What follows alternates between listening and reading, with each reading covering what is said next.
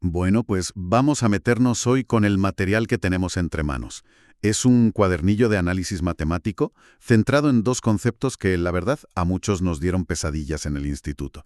Los límites y la continuidad. La idea es desentrañar esto que parece súper abstracto y ver que en realidad tiene una lógica muy visual. Es una misión fantástica, sí, porque no son solo ejercicios de un libro. Esto son los cimientos del cálculo. Sin ellos no podríamos ni hablar de cambio, ni del infinito, de una forma rigurosa. Hoy vamos a hacer un poco la ruta que siguieron los matemáticos. Empezaremos con la idea intuitiva, la de un límite, sin necesidad de fórmulas. Luego ya veremos qué pasa cuando la cosa se complica, con las famosas indeterminaciones. Y después usaremos eso para dibujar, por así decirlo, el esqueleto de una función con las asíntotas y al final uniremos todo con la continuidad. Me gusta mucho ese plan de ruta. Y para empezar, el texto propone una analogía que me ha encantado, porque no tiene nada que ver con ecuaciones. Habla de un hombre que camina hacia una pared. Vale, vamos a desarrollar esta idea, que es muy buena. El ejemplo dice: un hombre está a 400 metros de una pared, y en cada paso recorre justo la mitad de la distancia que le queda.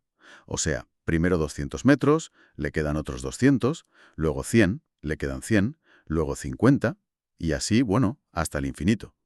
La pregunta es casi filosófica. ¿Llega a tocar la pared alguna vez? Intuitivamente, algo te dice que no. Y matemáticamente, la respuesta es no. Nunca la toca. Siempre le va a quedar la mitad de la mitad de la mitad de la distancia, por muy pequeña que sea. Esto recuerda mucho a las paradojas de Zenón, ¿sabes? Que tuvieron a los griegos locos durante siglos. Pero aquí es donde el concepto de límite es, vamos, brillante. El límite no se pregunta si el hombre llega a la pared. Se pregunta hacia dónde tiende su viaje. Y la respuesta es, sin duda, la pared.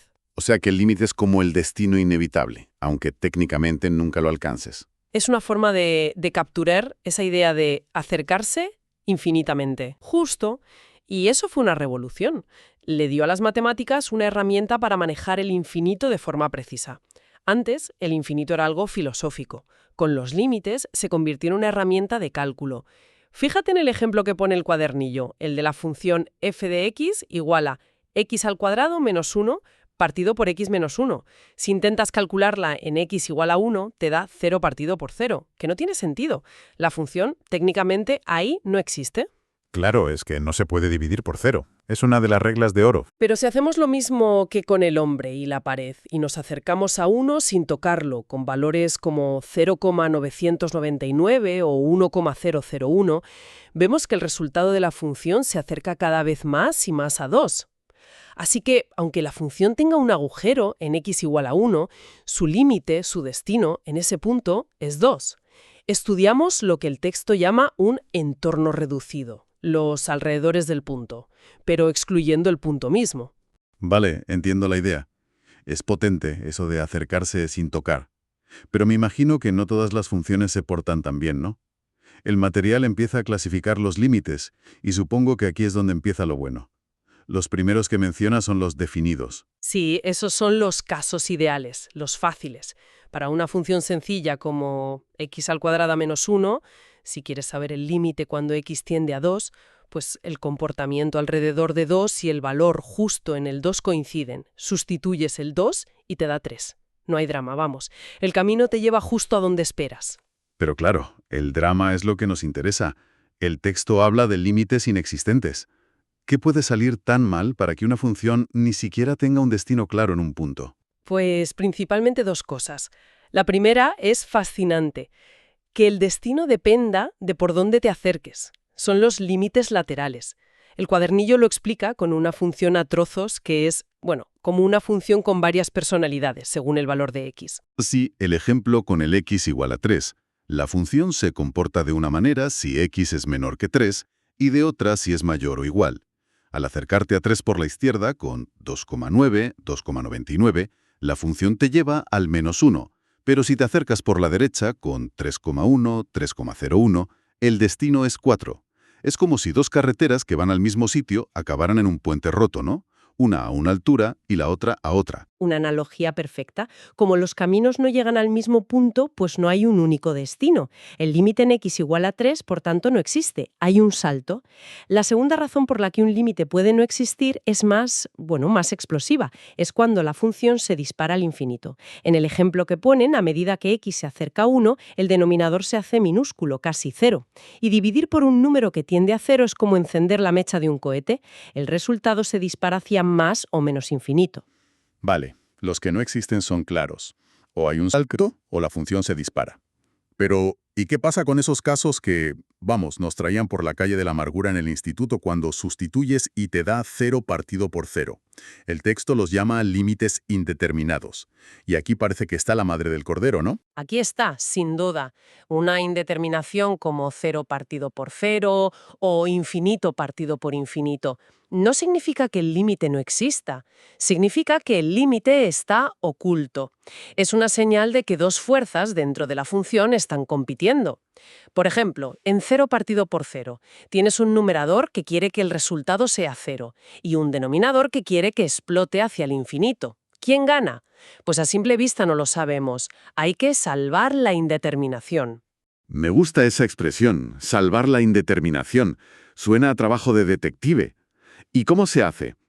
Para el 0 partido por 0 con polinomios, el texto habla de factorizar. Sí, es la técnica principal. Es casi como si la indeterminación fuera un disfraz y al factorizar se lo quitas para ver la cara real de la función en ese punto. En el ejemplo del cuadernillo, al factorizar numerador y denominador, de repente aparece un término común, el que está causando el problema. Y como el límite no se preocupa por lo que pasa exactamente en ese punto, sino alrededor, podemos cancelar ese término. Y al cancelarlo, magia. La expresión que queda ya es manejable. Sustituyes y obtienes un número. En el ejemplo del texto se pasa de un frustrante 0 partido por 0 a un resultado tan específico como 29/32. Es un truco genial. Lo es. Y si en lugar de polinomios tienes raíces cuadradas, el truco es otro. La racionalización. Multiplicas arriba y abajo por el conjugado, que es la misma expresión, pero cambiando el signo del medio. Esto usa la identidad notable de suma por diferencia, para quitar la raíz y, de nuevo, desvelar y cancelar el factor que causaba el problema. Vale, 2 trucos para el 0 partido por 0. ¿Y para el infinito partido por infinito? Aquí la batalla es entre 2 infinitos. Suena a película de superhéroes. Podría serlo. La estrategia aquí es como buscar al líder de cada equipo. Se identifica la x con el mayor exponente de toda la función y se divide cada término por ella. Esto se basa en una idea clave. Cualquier número constante dividido por infinito es, a efectos prácticos, 0. Al hacer esta división, un montón de términos de la función se desvanecen, se vuelven insignificantes. Es como limpiar el ruido. Te quedas solo con los términos que de verdad importan cuando la x se hace gigante, los que dominan el comportamiento de la función a largo plazo. Es un método muy elegante. Muy elegante. Y el de infinito menos infinito es un caso de transformar el problema. Normalmente tienes una resta de fracciones. El truco es operarlas, buscar un denominador común y convertirlas en una sola fracción. Y a menudo esa nueva fracción resulta ser del tipo infinito partido por infinito, que ya sabemos cómo resolver. Es reducir un problema a otro ya conocido. Queda una, la más extraña de todas. 1 elevado a infinito. A primera vista yo diría que el resultado es 1, pero el cuadernillo dice que es una indeterminación. ¿Por qué? Es una batalla sutil. La base quiere que el resultado se quede cerca de 1 y el exponente gigante quiere que explote. El resultado de esa tensión no es obvio y su resolución es casi una receta de cocina que, sorprendentemente, siempre acaba involucrando al número e. Recuerdo la primera vez que vi este método, me parecía un truco de magia. No entendía de dónde salía el número e. El proceso es muy metódico. Sumas y restas 1. Inviertes fracciones. Vas moldeando la expresión paso a paso hasta que encaja en la definición formal del número e a través de un límite. El resultado final es e elevado a otro límite más sencillo. Cuando entiendes que no es magia, sino un patrón fundamental de las matemáticas, te das cuenta de su brutal elegancia. De acuerdo. Después de todo este álgebra, de todos estos trucos y métodos, me pregunto, ¿Podemos por fin ver para qué sirve todo esto? El cuadernillo lo conecta con algo muy visual, las asíntotas. Exacto. Este es el gran payoff. Las asíntotas son las guías invisibles de una gráfica. Esas líneas rectas a las que la función se acerca más y más, pero nunca llega a tocar. Y los límites son la herramienta precisa para calcularlas. Una asíntota vertical aparece donde la función explota, o sea, en un punto x igual a a donde el límite es infinito. Una asíntota horizontal describe el comportamiento a largo plazo. Si el límite cuando x tiende a infinito es un número, b, pues hay una asíntota horizontal en y igual a b. Y las asíntotas oblicuas, las inclinadas, aparecen en funciones racionales cuando el grado del numerador es justo uno más que el del denominador. Y los límites nos permiten calcular la pendiente y la ordenada en el origen de esa recta guía. Hay un ejemplo en el texto que me parece crucial para entender el poder de esto. Muestra una función que a primera vista parece que debería tener una asíntota vertical en x igual a 3, porque ese valor anula el denominador. Si solo miras la fórmula, pones una línea vertical ahí y listo. Pero es una trampa. Si te fías solo de eso, caes. Al calcular el límite en x igual a 3, te encuentras una indeterminación 0 partido por 0. Y al salvarla factorizando, como hemos visto antes, descubres que el límite es en realidad 1. Ajá. O sea que no te puedes fiar solo de mirar el denominador. El límite es el juez definitivo. En este caso, nos dice que la función no explota hacia el infinito. En lugar de una asíntota, lo que hay es un agujero, un único punto vacío en la gráfica en x igual a 3. La función se acerca a una altura de 1 por los dos lados, pero justo ahí falta ese punto. Ese matiz lo es todo.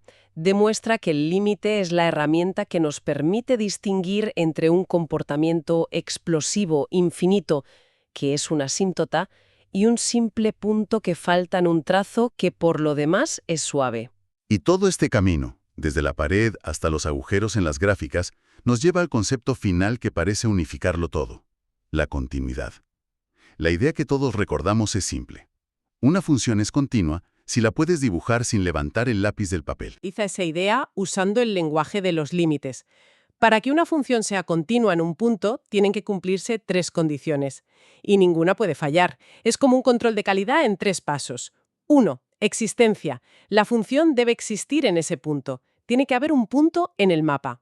2. Convergencia. El límite debe existir en ese punto. Los caminos que llevan al punto deben llegar al mismo sitio. Y 3, que es la clave, coincidencia. El punto del mapa debe estar exactamente donde los caminos dicen que debería. El valor de la función y el del límite deben ser el mismo. Me gusta eso del control de calidad. Y el material lo usa para clasificar las discontinuidades, o sea, los fallos. Si falla la condición 1 o la 3, pero el límite sí existe, tenemos una discontinuidad evitable. Es el caso del agujero. El destino existe, pero el punto no está. Y se llama evitable porque podríamos rellenar el agujero para arreglarla. Exacto. Pero si lo que falla es la condición 2, es decir, el límite no existe, el problema es más grave. Tenemos una discontinuidad esencial o inevitable. Si no existe porque los límites laterales son distintos, es la del salto finito, nuestro puente roto. Y si no existe porque al menos un lado se dispara al infinito, es la de salto infinito, que es precisamente lo que ocurre en una asíntota vertical. Esa brecha es insalvable. Y para cerrar, el cuadernillo propone un pequeño rompecabezas que lo aplica todo.